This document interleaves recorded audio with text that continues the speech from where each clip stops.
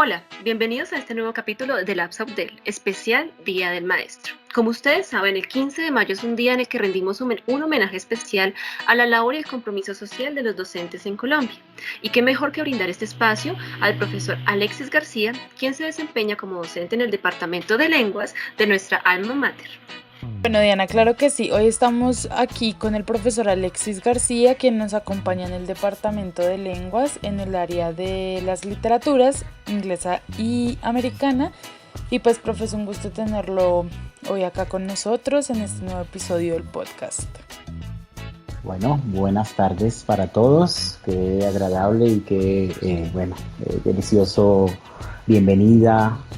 Estoy muy complacido de estar acá acompañándolos en este proyecto tan bonito que veo que aún continúa en manos de los estudiantes del Departamento de Lenguas de la Universidad Pedagógica Nacional, que es mi alma mater. Soy egresado también de la universidad, entonces me encanta ver que este tipo de proyectos continúen aún en muy buenas manos. Entonces, muy buenas tardes para todos y complacido de estar acá. Vale, profe, muchas gracias. Bueno, en primer lugar, nosotras quisiéramos saber por qué decidiste estudiar para ser maestro. O sea, ¿qué es lo que hay de especial en este arte de enseñar? Bueno, qué pregunta tan interesante. Creo que todos los que hemos pasado por esta bonita, trabajosa, pero también estudiosa, con mucho esfuerzo, programa en la universidad y, por supuesto, la bonita labor de ser docente. Me voy a permitir citar a un escritor cubano, por supuesto, es uno de los próceres más grandes que ha dado mi país, la literatura cubana, y es el escritor José Martí. Y una frase que bien recuerdo cuando estaba ya estudiando en la primaria es la siguiente, y dice así, abro comillas, y me hice maestro, que es hacerme creador, cierro comillas. Creo que precisamente la parte de la respuesta a esa pregunta que me haces de por qué decidí estudiar para ser maestro es la bonita relación entre lo que es el conocimiento en diferentes áreas, ¿cierto? Y la relación directa que tiene con cada una de las carreras. El maestro abarca todas, absolutamente todas, y es desde allí que se empiezan a dirigir cada uno de esos procesos. Entonces, decidí hacerme maestro en primera instancia porque tuve el ejemplo de mi padre, quien es también orgullosamente docente. Trabajó también para el alma mater, para la Universidad Pedagógica Nacional, y es precisamente de él de quien tengo esos bonitos recuerdos y la relación quizá directa con la literatura, que es un poco lo que nos atañe hoy aquí en este espacio.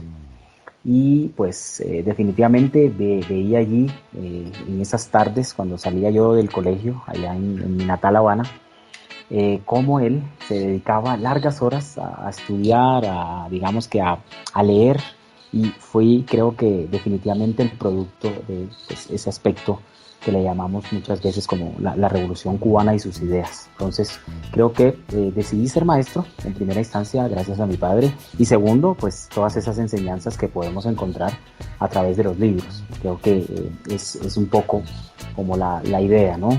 Es un poco de donde aprendemos. Hay dos maneras por las cuales nosotros aprendemos en esta sociedad, y la primera es de manera individual, ¿cierto? Es el individuo como tal, y la segunda es precisamente el comportamiento del individuo en sociedad. Hay muchas manifestaciones, ¿cierto?, de ese aprendizaje, de ese conocimiento, como lo es la relación con las humanidades, las artes, el cine, pero es precisamente allí, en la literatura, donde hallé básicamente la relación entre cómo ver el ejemplo de ser maestro y precisamente la relación con ese carácter especial de enseñar. Entonces, creo que allí precisamente es donde le hallo razón a esas palabras de José Martí, y me dice maestro, que es hacerme creador. Vale, profe, muchas gracias. Qué palabras tan bonitas. Siento que esas palabras nos alientan un poco a nosotros, pues que estamos en este proceso de volvernos maestros. Nos alientan a seguir dándolo todo, dando lo mejor de nosotros, pues para llegar a un día poder enseñar a otras personas. Sí, sí, sí, claro que sí, y pues eso es precisamente, ¿no? Creo que la labor del docente radica en cómo no solo transmitir el conocimiento, sino que poder transmitir también esas emociones cuando uno se enfrenta a un salón de clases. Recuerden que tenemos diferentes perspectivas, diferentes maneras de pensar, entonces pues ahí radica una de las funciones más elementales del docente, llegarle al estudiante.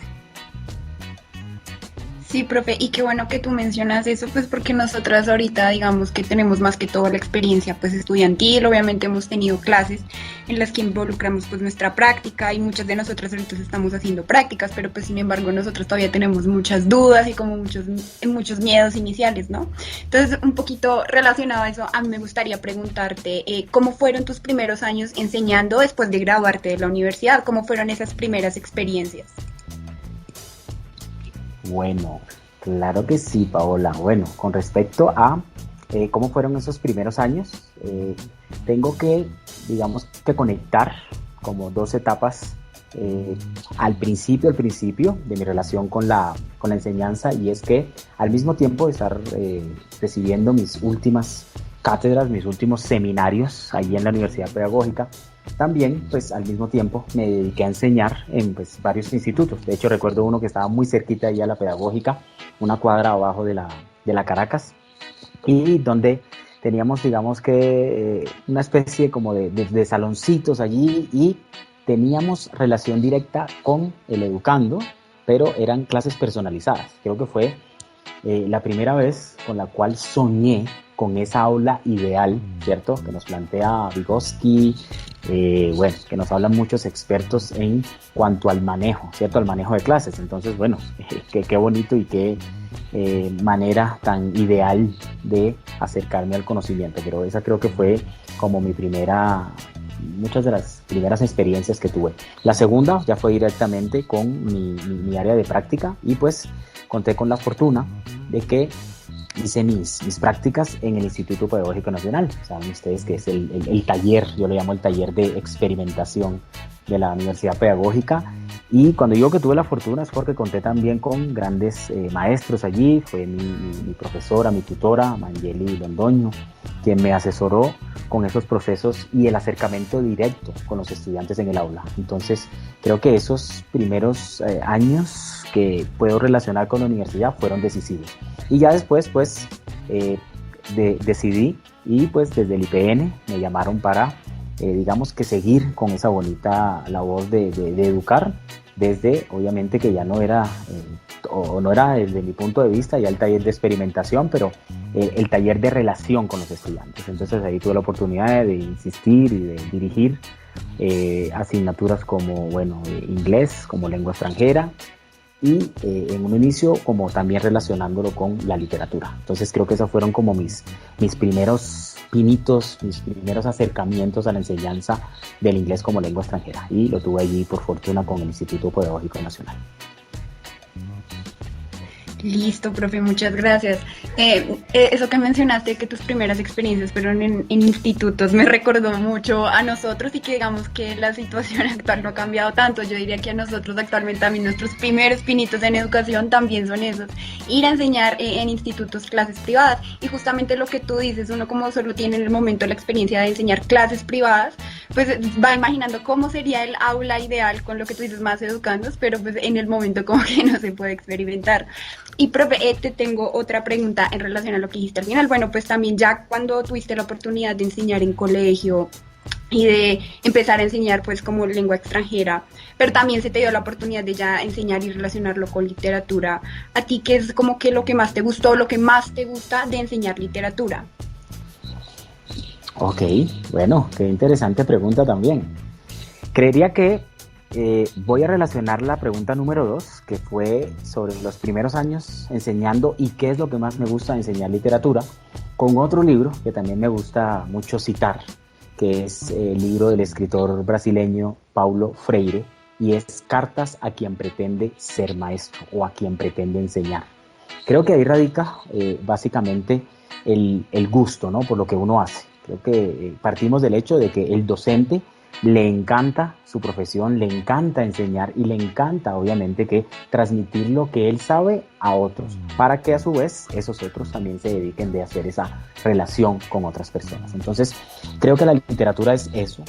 Cuando hablamos de literatura hablamos de esa relación bonita entre un libro y otro, como un libro, ¿cierto?, te lleva a interpretar la realidad de un país específico, pero es que ese país también se encuentra relacionado con otro problema económico, social, político, etcétera, etcétera, de otro país. Ahí es donde radica quizá la manera en la que uno enseña literatura. Uno parte del hecho de que la literatura tiene ese carácter como emancipador, ¿cierto? Esa diversidad de análisis de variados discursos a través de las épocas, a través de las culturas, a través de las sociedades, que en muchas ocasiones, por no decir en todos los libros, hallamos como un conflicto.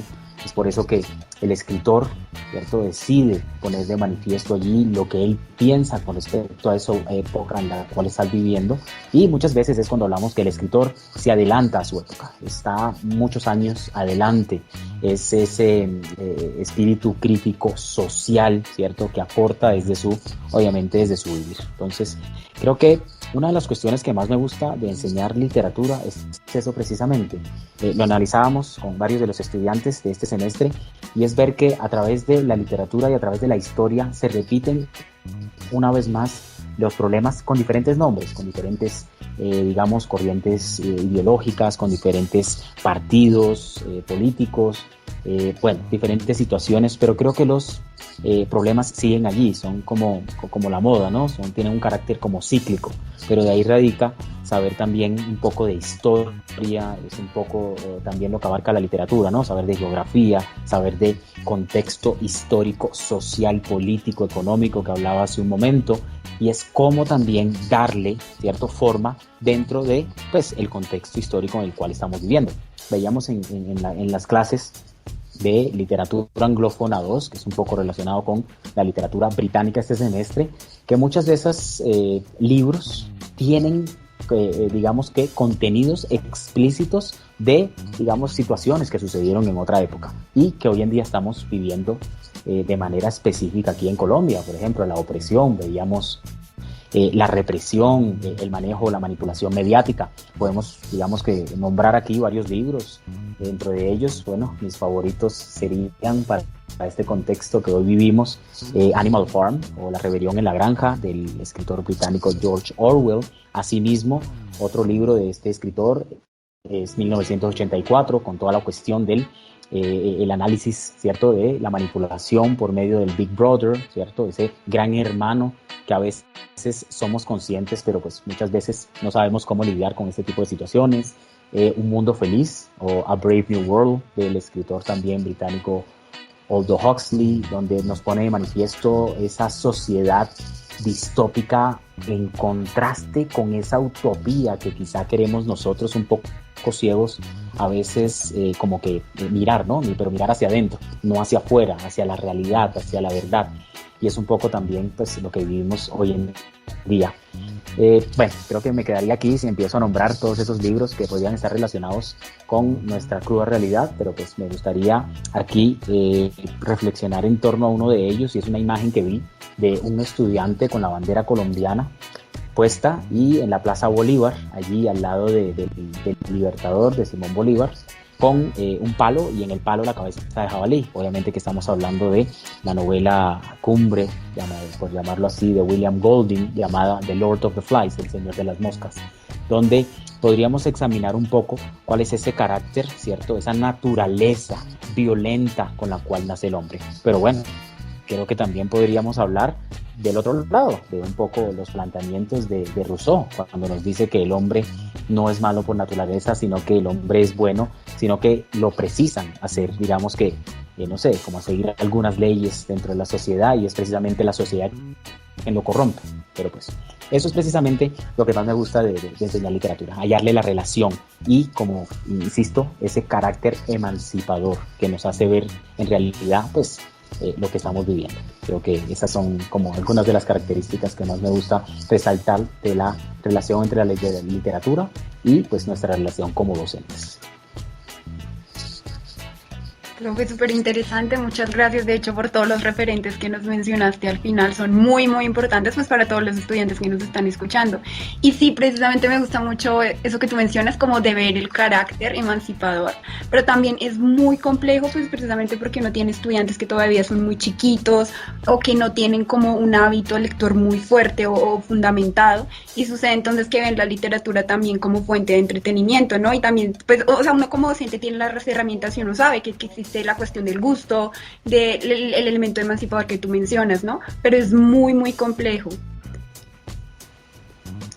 Sí, sí, definitivamente creo que a pesar de ser una palabra que es muy clichésuda, es muy como de retomar de otros contextos, el docente creo que es ese ente mediador, facilitador entre lo que es el conocimiento y pues nuestra realidad.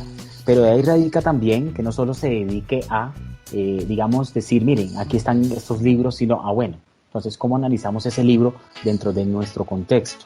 ¿Cómo lo aplicaríamos a un contexto donde debes dar una solución? Creo que debemos también guiarlos allí y nuestra labor como docentes es precisamente pues esa, salir y pues proponer, ¿no? Creo que es el máximo componente que podríamos hallar dentro de la educación, y es que, bueno, podemos expresar, podemos argumentar, pero ya al momento de llegar a proponer, a tener una propuesta, y es un poco, digamos, ese carácter que estamos buscando hoy en día. El ejemplo del paro. El paro no es simplemente, sí, no estoy de acuerdo, pero bueno, usted como ciudadano, ¿qué propone ante esta situación? Porque pues desde la otra parte, a pesar de que usted no esté de acuerdo, ¿cuál es su propuesta? Y creo que hacia ahí radica la labor esencial de lo que es el docente, de llegar a provocar en sus estudiantes ese estallido, de llegar a proponer, hacer una propuesta en firme y obviamente pues argumentarla.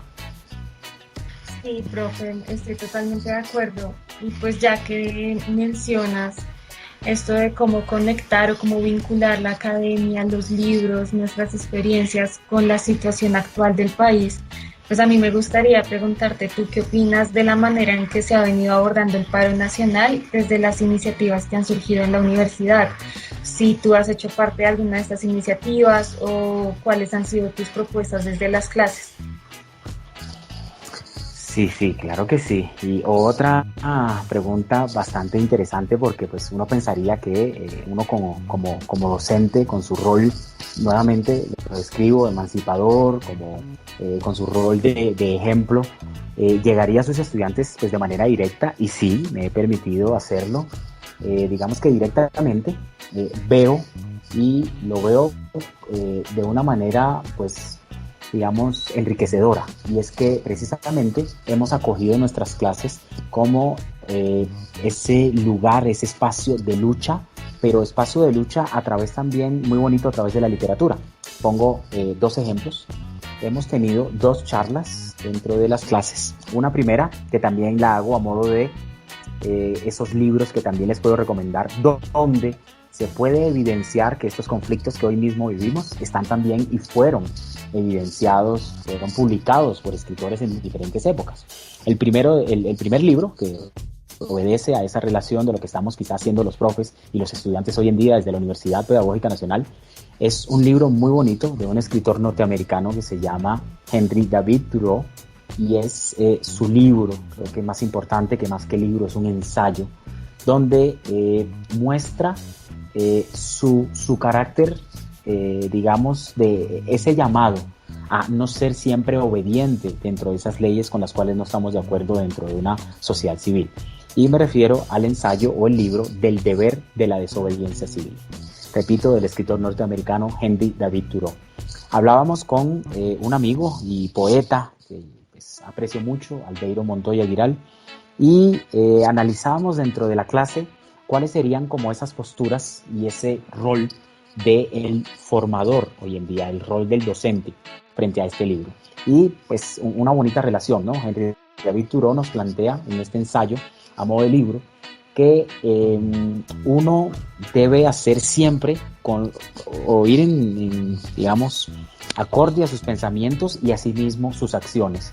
Y lo veíamos ahí en este ensayo. Recordemos que Henry David Thoreau no estuvo de acuerdo con el pago, ¿cierto?, de los impuestos en aquel momento en Estados Unidos, y era por una simple razón, era que esos impuestos iban a estar dedicados a una guerra, y era la guerra en contra de México.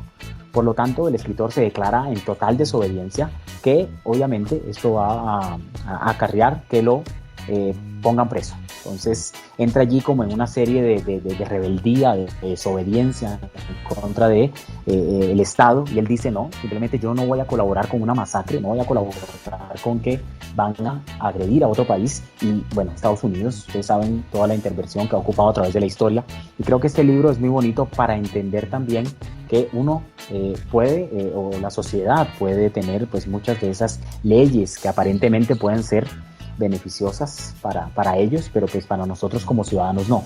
Y es precisamente esa invitación, ¿no? Esa invitación a también esa, no sé, como rebeldía, pero rebeldía con causa. Es decir, bueno, sí, yo soy ciudadano, pero ojo con lo que están haciendo con los impuestos. Y es un poco como ese llamado a esa desobediencia. Entonces digamos que ese es como un primer acercamiento que tuvimos. Un segundo acercamiento lo hicimos desde el punto de vista de las ciencias sociales. También invité a otro profe del Departamento de Sociales, el profesor Nelson Melo Sánchez, quien muy amablemente decidió, digamos que compartirnos una de sus experiencias desde la enseñanza de las ciencias sociales precisamente, y fue la relación entre lo que ha sido el proceso de paz, pero con un pequeño puntito en la historia sucedida en el año 2016 con respecto al referéndum, y era sobre la decisión que había llevado a que la gran mayoría de los votantes en ese momento se decidieran por el no.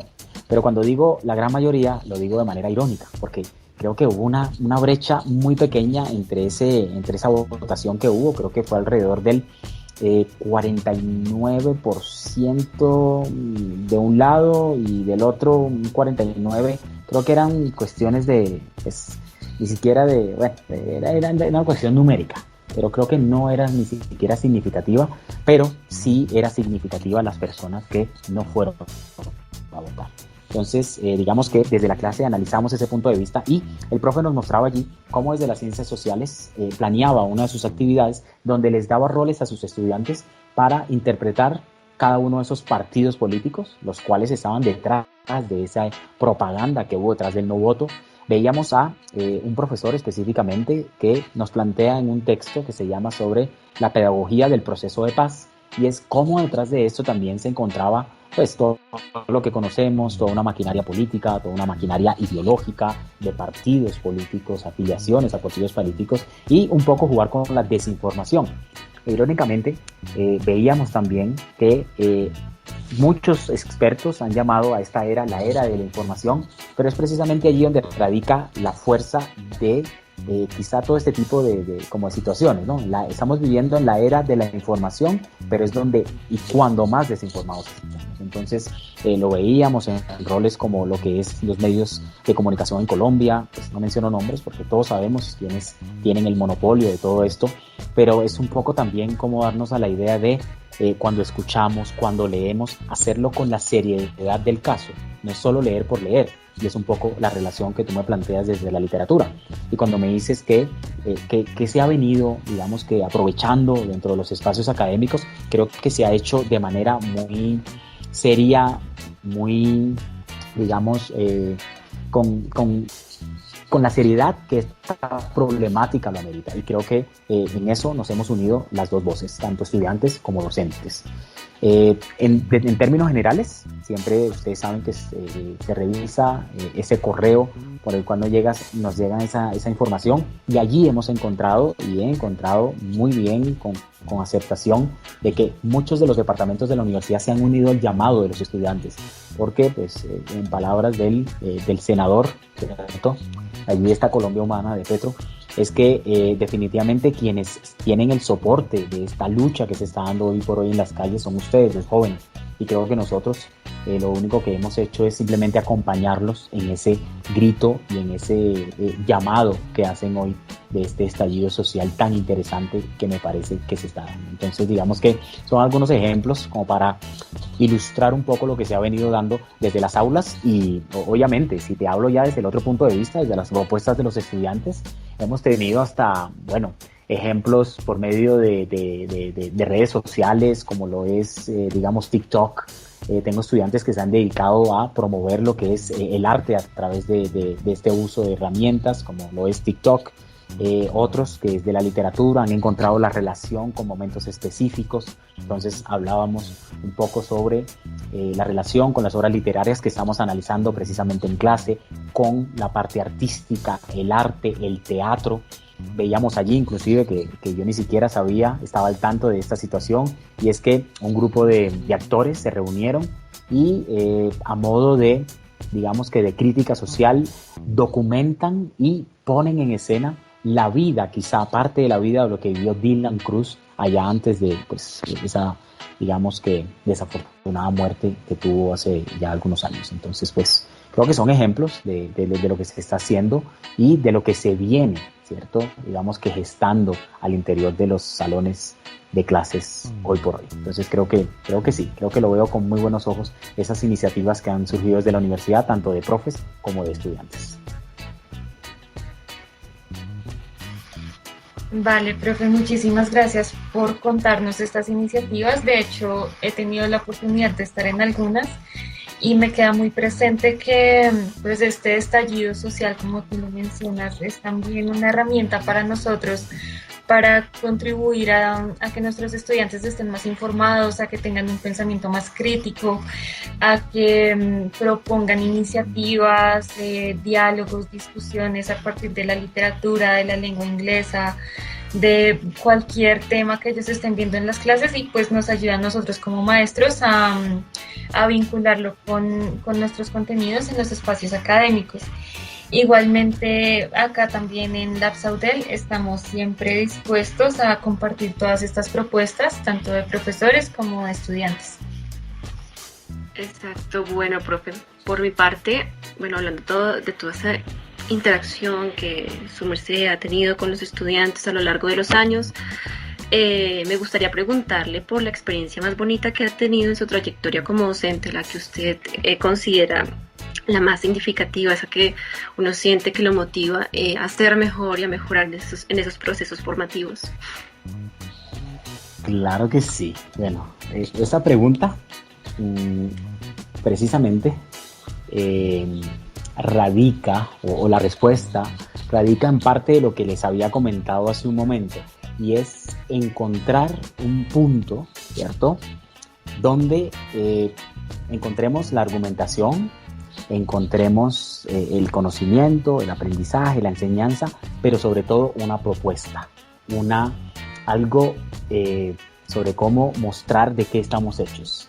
Y es precisamente, y yo lo llamo, esa experiencia que uno como docente, ¿cierto?, cuida, es como ese bebé que nace, ¿cierto?, después da como esos frutos y le dice al papá: mira, estoy hecho de esto y tú me has formado. Es un poco hablar también bonito en términos de literatura. Esa experiencia de las cuales voy a hablar en estos momentos es ese Frankenstein que fue armado, que fue concebido, que fue construido y que hoy en día es uno de los proyectos de los cuales me siento pues bastante orgulloso. Y ese proyecto se llama la revista literaria Voices. Y es una revista que hemos construido con muchos estudiantes. Hay estudiantes aquí de varias universidades, en especial para otra universidad para la cual laboro, que es la Universidad EXI. Y desde allí veíamos que necesitábamos de un espacio en el cual, por el cual o a través del cual transmitir todas esas ideas que salían de las clases de literatura y de las cuales muchas veces digamos como que falta, ¿no?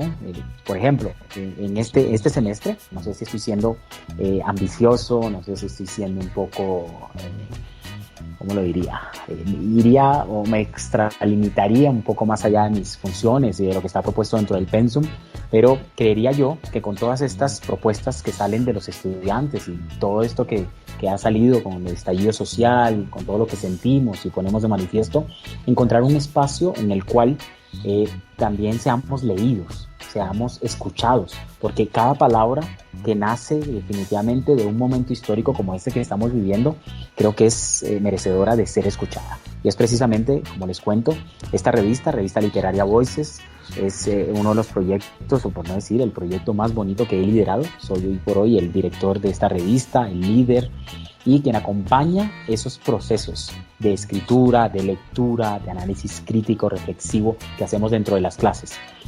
Sale precisamente de las clases de literatura norteamericana y británica, y es precisamente allí donde tiene voz y tiene su fortaleza. Precisamente en ese nombre Voices, que viene, ¿cierto?, esa palabra anglófona, y es porque la hacemos en diferentes idiomas. Primeramente tenemos escritos en alemán, en francés, en inglés, hemos escrito en esperanto, en latín, en italiano, en ruso, por supuesto en nuestra lengua materna, que es la lengua castellana, y bueno, en otras. Precisamente allí radica su fuerza, ¿no? Voices. Y pues también tenemos una serie de géneros, de los cuales también los invito a ustedes a ser parte, que son la poesía, el cuento, el discurso, la crítica, la traducción, las artes. Cuando digo las artes, incluyo la fotografía, incluyo la pintura, incluyo el dibujo, el graffiti, y otro género sería el pensamiento. Entonces, creo que definitivamente cuando me preguntan ustedes cuál sería esa experiencia tan bonita, creo que tengo que recurrir a la revista literaria Voices, que definitivamente pueden consultar. Nuestra página web es www.voicesmagazine.online. Listo, profe. Y bueno, y si queremos participar, ¿cómo sería ese proceso de contacto, de edición y todo? Nos gustaría saber. Claro que sí. De hecho, pues está la propuesta, como les digo, de este semestre, con todos los escritos que han salido de esta, manifestación artística que se ha dado en las calles. Creo que yo nunca, entre Cuba y pues otros países que he visitado y lo que he estado aquí en Colombia, nunca había visto una manifestación tan bonita en términos artísticos, en términos humanos. Se recuerden que pertenecemos a las humanidades y bueno, desde el teatro, desde la música, desde la danza, desde la escritura, hemos visto, digamos, que este tipo de manifestaciones, y Voices creo que no ha sido ajeno a ello. Y pues nos pueden, digamos que, enviar sus escritos. Tenemos el correo, que es voicesmagazine22@gmail.com. Semestre tras semestre hacemos el llamado a las convocatorias. Precisamente en esta estamos cerrando otro ciclo. Les comento que estamos en la edición 12ª. Entonces, digamos que tenemos allí varias propuestas para mostrarles a ustedes. Como les digo, menciono nuevamente la página web para que nos visiten, nos lean y también hagan sus aportes desde cualquiera de estos géneros. Repito que son la poesía, el cuento, pensamiento, ensayo, crítica, discurso y las artes en general. Entonces, para que nos visiten allí, y repito el correo, voicesmagazine22@gmail.com, y pues directamente nos pueden escribir y enviar todos sus escritos. Precisamente esta edición 12ª es sobre mitologías mundiales, pero hicimos un alto en el camino debido a toda esta situación que estamos viviendo, y ahorita estamos haciendo como una especie de paréntesis y estamos dedicados plenamente a lo que es el análisis de esta situación actual que vivimos en Colombia, y la hemos denominado precisamente este sábado. Los invito a que se encuentren con nosotros en nuestro Instagram, que es definitivamente el mismo, Voices Magazine, nuestro Instagram, y es el mismo Twitter, y también nuestro Facebook, Voices Magazine, y llevaremos a cabo un encuentro que se denomina Las Voces de la Resistencia. Tendremos invitados de acá, estudiantes de la Universidad Pedagógica Nacional y estudiantes de la Universidad de EXI, donde entraremos a, digamos que, recitar, a declamar todos esos productos escritos que han sido productos de esta manifestación artística tan bonita que ha salido de este paro, que pues ya va a completar un mes. Entonces, bienvenidos todos a formar parte de esta bonita experiencia llamada la revista literaria Voices. Bueno, profe, mil gracias por la invitación, por supuesto, y por contarnos sobre todas estas iniciativas que se están dando pues en medio del paro, y que, como dices, si bien este aspecto artístico ha estado muy presente en las manifestaciones, también sabemos que desde la literatura, la poesía, los cuentos, todas esas manifestaciones se puede también dar una voz, ¿no? Es muy importante. Y bueno, ya para ir finalizando nuestro episodio del día de hoy, sé que nos mencionaste, profe, una serie de libros relacionados a la situación actual y unos que son fundamentales de abordar como docente. Pero personalmente, y quizás sea una pregunta difícil, ¿cuál creerías que es tu libro favorito a modo personal? Uy, esa cada pregunta es más interesante y más difícil de responder.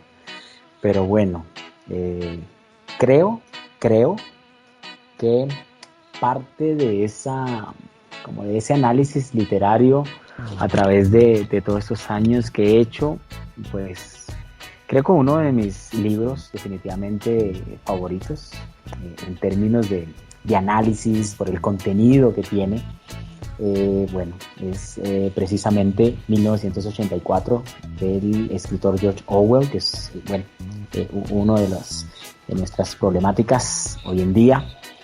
Pero creo que si hablara como tal de un escritor que me apasiona y del cual yo diga, bueno, creo que ha sido inclusive motivo de inspiración para escribir con base en su teoría, creo que sería William Shakespeare. Y de William Shakespeare definitivamente me centraría en un libro muy bonito que se llama Sonetos. Y bueno, creo que varios de mis estudiantes pueden dar fe de que haber conocido a William Shakespeare, haber entablado esa relación tan bonita a través de sus sonetos, a través de sus poemas, a través de esa poesía tan bella del Renacimiento británico, es precisamente quien me ha inspirado como a seguir analizando otros textos, comparando otros textos, tratando de hallar en cada palabra pues esa misma digamos, no sé, vena artística con la que nace William Shakespeare. Y bueno, recordemos que es precisamente gracias a él y a Miguel de Cervantes Saavedra por quien celebramos cada 23 de abril, cada año, pues el Día del Idioma, ¿no? Siendo estos dos monstruos de la literatura universal. Entonces definitivamente me iría por el libro Sonetos de William Shakespeare, donde explora, creo que casi esa humanidad de la cual nos habla Harold Bloom en su libro cuando describe a William Shakespeare. Creo que sin William Shakespeare no hablaríamos del humanismo y la humanidad como tal en cada uno o a través de sus personajes. Creo que sería el libro del cual recomiendo siempre. Y obviamente dentro del género de la poesía. Perfecto, profe. Bueno, y precisamente ese tema, ¿no?, de la humanidad, que a veces es complejo hablar del tema, pero bueno, creo que ahorita nos falta, sobre todo en esta situación, muchísimo de eso, ¿no? Humanidad. Sí, señorita. Listo, profe. Bueno, profesor Alexis, muchísimas gracias. Queremos de nuevo agradecerte enormemente por haber hecho parte de este espacio en el episodio del día de hoy del podcast de Lab Saudel. Y bueno, en este caso pues agradecerte y invitarte. Siempre las puertas del podcast de Lab Saudel están abiertas.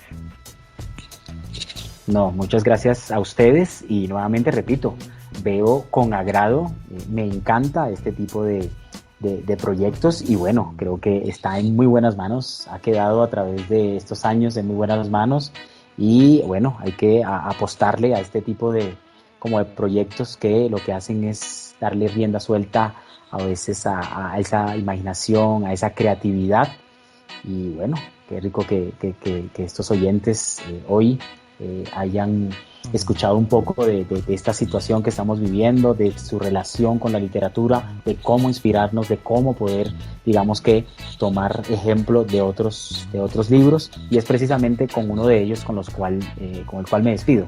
Y bueno, les recomiendo a todos en esta frase que creo que recoge todo el sentimiento hoy por hoy de Colombia y bueno, de este escritor argentino cuando nos habla allí de su libro Resistencia. Entonces, resistencia para todos y nos vemos en esa resistencia desde las aulas y fuera de ellas también. Muchas gracias a ustedes. Gracias, profe. Muchas gracias. Gracias, profe. Gracias, profe. Y ustedes recuerden que pueden seguirnos en nuestras redes sociales de Facebook, Twitter, Instagram, YouTube, Spotify y ahora en TikTok como @LabSaudelUPN. Nos vemos en el próximo episodio.